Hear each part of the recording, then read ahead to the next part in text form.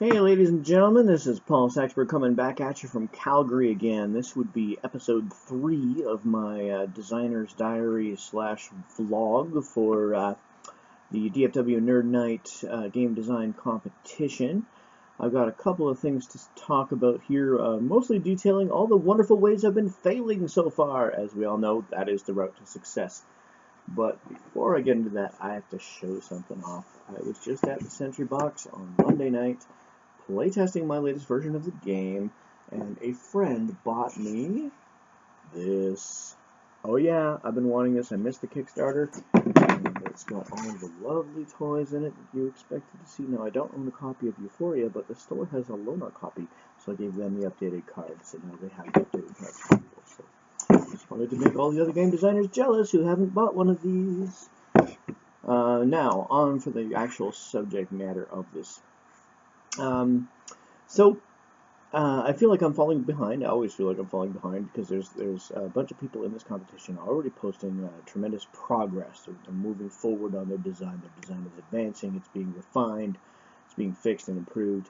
I'm still trying to figure out my first concept because I've had 5 of them, 5 distinct ones so far. But I feel like that's fine. That's good. In fact, that's actually, I think, my strength as a designer is in the visionary part of the process. There's other people in this contest who will kick my ass on the follow-through part of it, the iteration and the playtesting and the perfection and the final presentation. Those are all things that I need to get better at, which is one of the reasons why I really love these contests, because it forces it all through deadline and structure.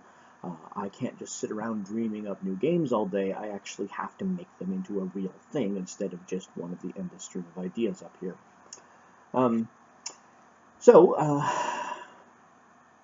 I'm just going to quickly run through 6 versions of this game super quickly and to describe you through the chain of where I am and how I've gotten to it. So step 1 was the reverse draft area control game. I've already discussed that, where the deck gets passed to you, you put cards into it, moves on, and the cards are owned by particular players. I used regular playing cards for that. So if I was the Diamonds player, majority of Diamonds points in here gave me the win. It worked as a system. It wasn't very interesting. It wasn't very fun. Players version 2 of this was the Galaxy Trucker inspired one, where every one of these decks was going to be the voyage you went on. And so when you passed them around, other people were drafting bad things into your deck, you were drafting good things into it, but there was some complication to it. It wasn't quite that simple. The drafting process was incredibly interesting. It was really cool because you were in a situation where you might have 3 cards in your hand and they're all good, and you have to pick which good one you're going to keep for yourself, which good ones you're going to give to your opponents, and so on and so forth. There was ways. I thought that had potential. There were ways to further exploit those agonizing decisions. But the resolution of the cards once they were done, that was just not interesting at all. So that's going to have to be improved if I borrow from that version of the game. Version C was an attempt to fix the post-drafting resolution to be more interesting. And what I did was all 3 of these boxes then became 3 separate routes through space. So Route A, Route B, Route C, and then the concept being that players might invest heavily in Route A, they might put a lot of menaces into Route C, and there was wormholes scattered periodically throughout them where you'd move from one route to another, and this I think has potential again, but in practice it didn't work the way I envisioned it would. Players pretty much went on one route and stayed there, and so there wasn't any interesting decisions to be made between routes. It ended up just basically being similar to version B. Version D, which I self-iterated yesterday, was the attempt to change things around. So it was no longer Galaxy Trucker. Now, in version D, the players are all representing sort of a space station, a merchanting place. And the decks represented starships moving around from station to station. And when they came to you, you loaded goods onto the starship, or passengers or something. And then, except that when it came to you, you could also stop and cash out the starship, deliver its goods. Now, there might be bad things in there too, and so that was a potentially interesting decision as to whether or not you want to cash out a starship.